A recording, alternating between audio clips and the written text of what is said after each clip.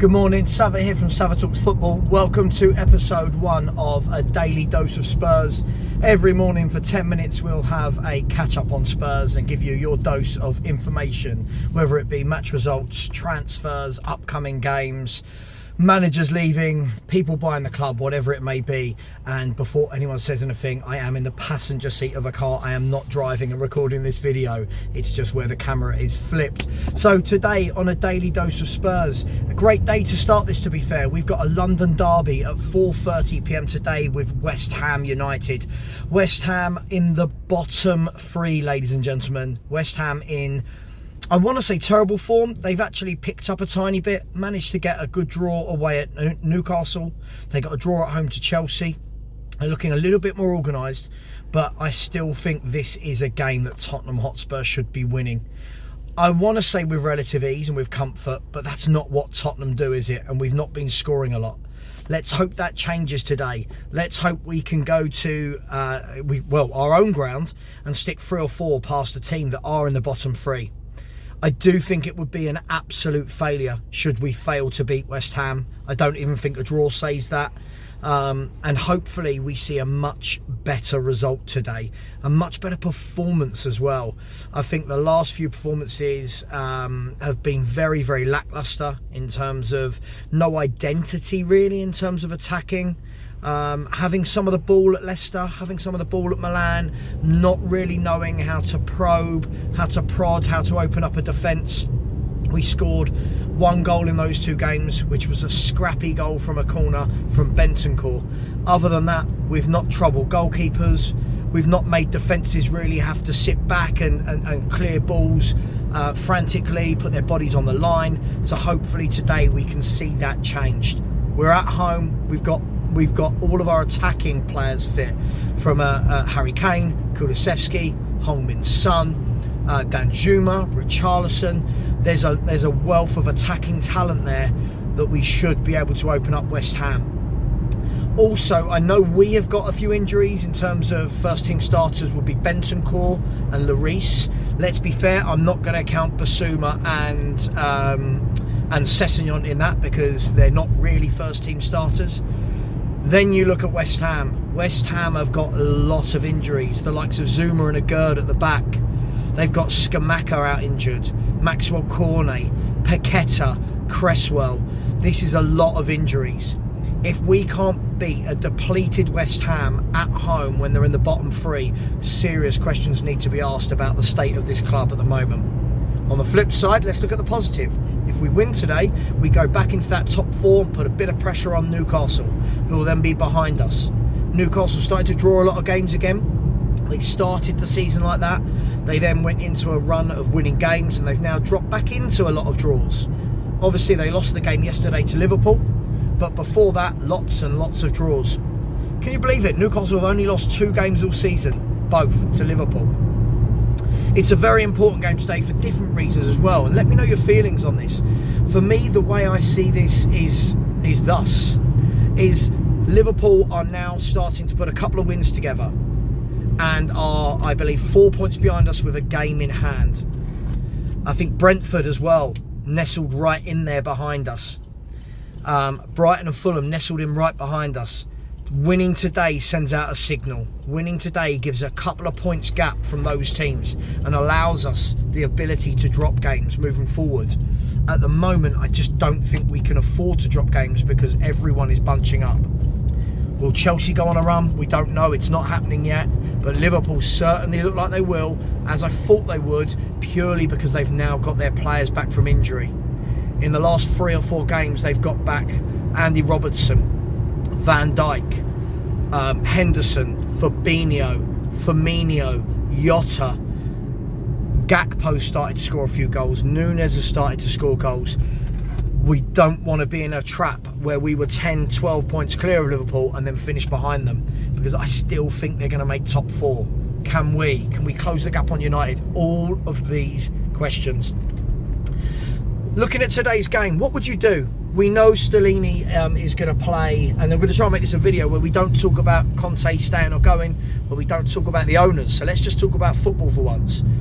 Stellini, we know, will adopt the 3-4-3 formation. We know he's going to do that because it will be what Conte wants him to do. The question is this: who plays? Højbjerg, I'm assuming, will come straight back into the team. Who partners him? Is it going to be Sarr? Is it going to be Skip? Let me know your thoughts. It's going to be one of those two. For me, I would definitely go with Papa Sarr. I think he's shown glimpses of what he can do. I thought he had a good game in Milan. But today, for me, is the test for a player like Sarr when he's up against a top-class centre midfielder like Declan Rice.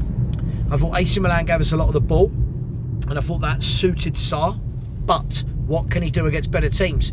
Let's see. He's got his opportunity now. Let's see what he can do. Let's see if we've got a top player on our hands for the future. Equally, let's not kick him if he has a bad game. He's a young lad working his way into the first team, and good luck to him. Now moving to the forwards. What happens up front? Let's be really, really honest. Son and Kulusevski have been non-existent for a very long time now. So what happens? Harry Kane's going to start. I don't even think I need to have that discussion with anyone. There is no way in the world that Harry Kane will be dropped for a Richarlison. Does Kulu drop to the bench for Danjuma or Richarlison? Does Son drop to the bench for Kulu and Richarlison? Do both of them drop to the bench? I don't think he'll drop both of them. I would definitely like to see one of them dropped, or rotated, or rested, whichever word makes you feel comfortable. I would definitely like to see one of the others given a game. I think if Richie plays, it needs to be from the left. I don't think he's very good from the right. Ideally through the middle, but he's not going to play over Harry Kane. Let me know your thoughts on that. Some people will blindly stick by Son and Kulu because of their talent. And this isn't saying they're not talented players and they're not the best we've got in that position. But at what stage? At what stage do players not play when they're not playing well? At what stage does the manager make an example and say, right, I've now got some backups, I'm going to put them in? Let me know. Then you look at the back. Who's going to play at the back? Well, we know Romero's going to play. I think we know that Eric Dyer is going to play as well. He always does. Doesn't matter how bad he is, how good he is, he always plays. The question mark for me is who's going to play the left side of the central defenders? Davis? Longley? Who do you think? Longley was the choice for Europe.